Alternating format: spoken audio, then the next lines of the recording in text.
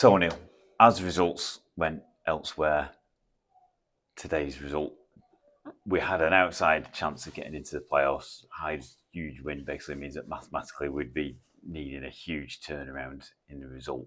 That said, it would have been great to win today, wouldn't it?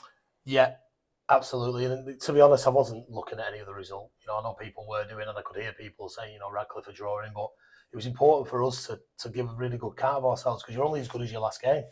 Today, I don't know whether or not the pressure got the better of us, whether or not the injuries. I mean, we're riddled, aren't we now? Griff out for the season, Wooler's out, Ennis out, Potsy out. Then you lose Faizu, who's celebrating Ramadan at the minute, and just energy, really struggled. And then Donahue with his groin at half time, and you just think it's really up against it. And the amount of time, I kind of fear half time now because I'm not sure how many injuries we've had this season.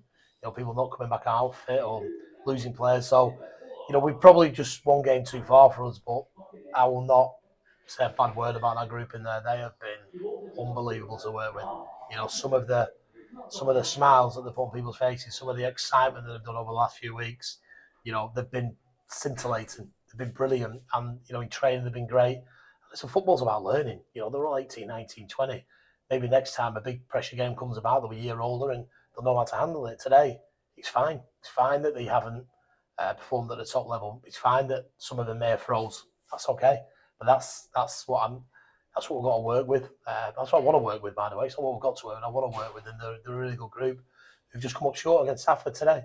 I think Stafford came in with a game plan, which was a throw-in. I can't remember anything else that they've done. It was a throw-in that we've dealt with really well.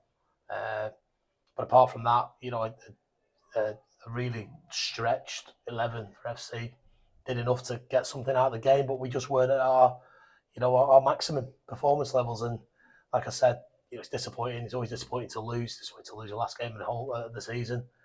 Saturday that we haven't been great on. But going into today's game, Tim, I think we were best team in the league. We lost 1 in 10 at home, so we got loads of positives to go into. But there's a few things that kind of knocked us today. I don't know, the music wasn't working before we went out. There's usually a real bounce. Then some of the refereeing decisions weren't great, and then the issue with the ball boy. I mean, the referee's just got to go and hang his head in shame. That didn't work. The injuries didn't work. Some of our set pieces didn't come off. It was a bit lacklustre. It was a bit lethargic at times, but I can't blame them. They left the bodies on the line over the bank holiday weekend and scored 10 goals, conceded 2. And, today doesn't mean they're a bad side. Today means that it's a learning journey for some of them. And, I love working with them, that group. So congratulate Stafford, and, we'll learn from it and hopefully go again at Gainsborough next week. Yeah, I mean, it's fair to say, no disrespect to any of the players, but when we saw obviously sort of like Adam sort of like line up in midfield, we knew obviously you were sort of like stretching the team to cover some of the gaps that have been, losing Griff obviously as we did earlier on, and then obviously Donna's basically man of the match on Monday. Obviously, I don't know when he picked up his injury, but obviously you could see that we were then sort of like that kind of like that midfield engine was probably wasn't quite there today. We tried it with Doddy. Well, that's all we had. We were 16 available, and that's young Serene from the academy, young Sandro, DJ on the bench. When you've lost the players that we've lost, it's been really hard. And now you lose another 2 today that will probably, maybe not make it next time. We just don't know. But we tried Doddy, and Doddy probably hasn't had that pre-season to get around in midfield yet. So we dropped him back, and Jan went in there. We had a lot of space on the ball, but no disrespect to Jan. He's not a ball-playing midfielder. He's a combative midfielder who'll get on the ball. And maybe we needed a Charlie Ennis, a Michael Potts, a Luke Griffiths to undo us. Mike Donahue's your legs, but we didn't have it. So then we were going long, and the centre halves ate everything up against Fazer and Max. But they still competed. But that was the game. And then obviously, you drop Donny back. Jan goes in at half time. You lose Donna, so you then got to go right, Keegan. You're a number 10 or a wide man. Go and play centre mid, and you could see he was struggling with it. You then try to get Sandro De Costa on, but we knew that Doddy was, blowing up, so we needed to take Doddy off. So you're going young Keane in centre mid. You're asking 2 wide men, 2 flair players to play centre mid, but there's no other options. And maybe, we've just run out of our squad depth. The thing that I said at the end on the microphone, it's brilliant if we can have that depth. But there are games like this that are literally out of your hands. Luke Griffiths, Alex Woolerton, Charlie Ennis, Potts being away, it's just out of your hands. I should be able to leave 3 or 4 lads out of the squad today and put a really good starting 11 out or starting 16 out, but it's not to be. And it's been the story of our season, unfortunately, and we've got to get better at rehabbing. We've got to get better at looking after our bodies. Maybe not playing as many games in pre-season this time will help. And maybe more work on the training ground. But you never know. It's just been an up and down season, Tim. But nothing surprises me. If someone says someone's injured, I just go, right, okay, let's just get on with it. And that's all you can do. Yeah, I mean, some bright spots based in terms of performances. Curtis once again was probably super performance. Basically, headed everything out. Didn't do the foot wrong. The best centre half in the league. The best centre half, and I said that he's when you got Curtis Jones in your side, and the times we haven't had this season, you're never going to be as good. You imagine that spine of at all times of Jones, Donahue, Griffiths, Linney. I talk about it. Max Cave. You had that spine. Your Gribbins, your Dante Gabidons, your Guy Halls. You've got Dan Lavercombe's. You've got an unbelievable side, but we've had that taken away from us, so we haven't. But one thing Curtis Jones has been is not Mr. Consistent, Mr. 9 out of 10 every game, some 10 out of 10s. I very rarely remember CJ dropping below an 8 this season, and I had to apologise to CJ before the game because I criticised him for being a little bit too quiet, and talked to Max Cairnsdown last week, and he went, flipping, I wouldn't mind playing in Curtis Jones' side. He said he does not shut up in both boxes. He's organising, and maybe I can't hear that, but he really is an immense person, player, centre half. I'm so happy that he's here next season. We've got him on a 2-year, and we've got to build a side around Dan Lavercombe, hopefully, Curtis Jones, Michael Donahue. We've got to build that around them and bring in the exciting players that we've got. Your Kanes, your Fazus, your Keens, your Dantes, your guys, your Yams, your Ethans, your Woolers, your Griffs, but really, really, reward that because Curtis has got years left in him, and he's just fantastic to have around. So, hands down the best player on the park today, but unfortunately he's ended up on the losing team. Yeah, no, I mean, sort of like talking about that next season. Obviously, we've got a wealth of young attacking talent. Basically, it's so exciting. Basically, we can just sort of like bed down that on top of a solid and consistent midfield. That's what we want. Luke Griffiths, Mike Donahue. You look at them; they're exceptional. You got your Charlie Hennessy, your Michael Potts. You got your experience. We're going to bring in 1 or 2 more midfielders. We need more competition at left back. To help young guy out. You got Donny who can play at centre half with Jan or CJ. We need another centre half or maybe 2 centre halves. Another right back. We're not stopping. We want another couple of wide men and we want another forward. That we're not stopping here, but we want to retain everything. And the dream is, can we pay 20? Can we get on the coach to Gainsborough next season and number 17, 18, 19, 20 don't make it, but they're going to work. Work is they get paid, they do the running after the game, they come to train, they fight for the shirt, and it makes it a whole lot easier when you can pay at this level, and squads that have been up there have paid your 18, 19, 20s.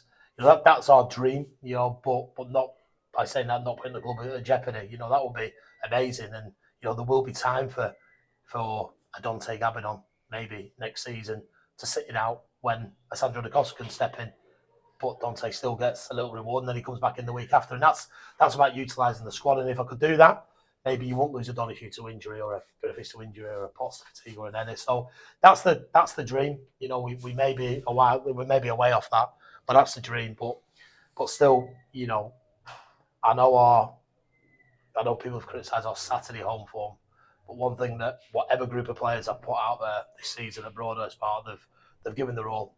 Maybe a couple of performances that I can spring to mind. Your Liversedges, who knows if the Regan Linney's goal against Nantwich should stand 4 yards onside, and it's a different story. But they've always played for the badge. They've always run around. Sometimes it's not worked from today. It hasn't. But still, whoever we've had, they've been a fantastic group. So it's been really good. And the one thing that I'll never forget is that the fans never, ever, ever, ever turn. They're always cheering. They're always, next week we'll do better. They've never ever turned. All right, you've got 1 or 2 people that'll always say things, but on the whole, this crowd have been unbelievable. And to break the 2,000 mark today is, means everything to me. So I'm just hoping, here's hoping, not praying or really hoping. We're going to be very methodical in the transfer market, and we're going to hopefully get the right players over the line to come and bolster this squad. But I'm sure everyone wants to see Sandro Da Costa and Max Kane and Fazu and Dante and Guy, Yam. You want to see them back here because they're really good players. And my job now, or Brian's job, or Mike's job, is to go and give them some more solidity and experience and help them to play the best football they can play, and that's all you can ask for. Yeah, well, I mean, they're certainly at that perfect age to learn and grow and be better players even next season. I just said that to lads in there. I want them to have the worst night ever tonight. I've just said tongue in cheek, and they will do.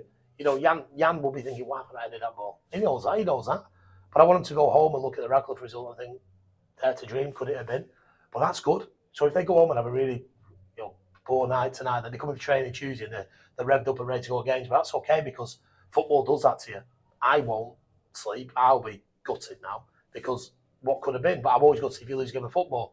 It hurts, and I want it to hurt them.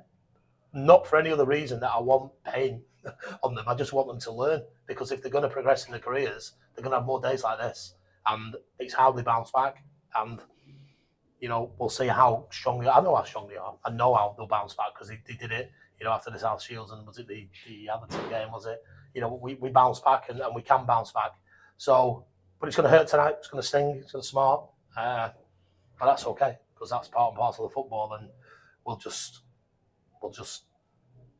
batten down the hatches, get him training Tuesday and Thursday, and get off to Gainsborough on Saturday, and hopefully have a good party on the way home. Okay, well, speaking of parties, the end of season party here at Broadhurst Park is underway, and I believe you're on bar duty very shortly. So yeah, I am. I'm not sure I can smile much on the bar, but I'll try my best. But just a last thank you goes to everybody. I don't like the word volunteers. Everybody, staff who help out on match day, who contribute to the running of this football club and on match day. I'm not going to stand there and name names, Tim, but it's to everybody that plays their part in helping match days and this club function the way it functions, because without you, them, it wouldn't be possible. And sometimes I don't get to say individual thank you. So just please take this as a collective thank you from myself, the management team, and the playing squad, that for everybody that's helped out this season. And sorry we're falling short, but we'll go again, next week at Gainsborough, and go again next season. So Dan, congratulations to the Joseph Holt's man of the match, as chosen by the FCM Southern and London branch. How did you see the game? Not one of our best, I think. Particularly first, I think we looked really tired. Didn't really get into the game. They pressed us quite well. Had a lot of energy, but I don't think we really got going. Yeah, I mean, it was always going to be quite difficult, because I think we had a little bit of pressure on us, obviously, because there was the opportunity to, as it turned out, try to get somewhere close to the playoffs. Stafford, on the other hand, obviously, they'd kind of like no pressure on them, and that showed potentially in the way we played. Yeah, but that's football. You got to play with pressure, really. Just I think really disappointing. Like I said, we had no energy. Didn't look like we were the team trying to get into the playoffs. It looked more like them. Disappointing day. Yeah, I mean, in terms of sort of the context of the game, obviously you're man of the match. Basically, you're probably busier in the first half. Quietish game. Yeah, a few crosses, because obviously they had the big long throw. They had set pieces, a few. But in terms of save, I couldn't really see him scoring. I couldn't really see us scoring, to be honest. But obviously a mistake from Jan. But Jan's been excellent all year. So we're not going to dig him out for that. But unfortunately. Yeah, I mean, in terms of basically, obviously, sort of like the team that's lying up in front of you, obviously you're seeing the defence most closely. Obviously, Curtis had a fabulous game as usual. Guy's really come on, hasn't he? Yeah, I think from the start of the season, Guy and Jan have really come on, and important players for us now. Obviously, alongside Curtis, who's obviously just Curtis does what Curtis does, isn't it? Really. So looking bright for the future, really.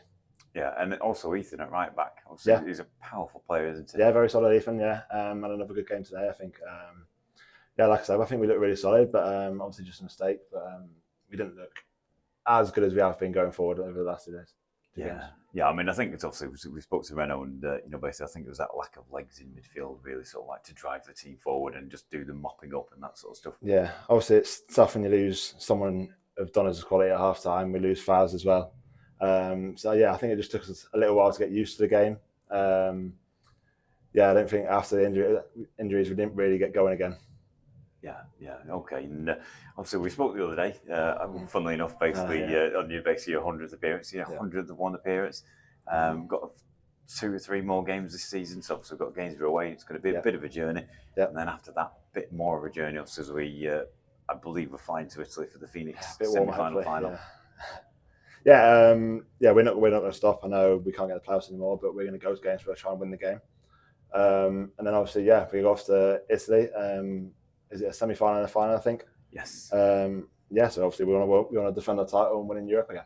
Yeah, and it's something the players looking forward to, I guess. Yeah, of course, it's unique, really, isn't it? You don't get it at any other club, I'd say, outside the Premier League. So yeah, really looking forward to that. Okay, well, congratulations on your performance today. It wasn't quite the result we wanted, but the Joseph Holt's man of the match. Congratulations, Dan. Thank you.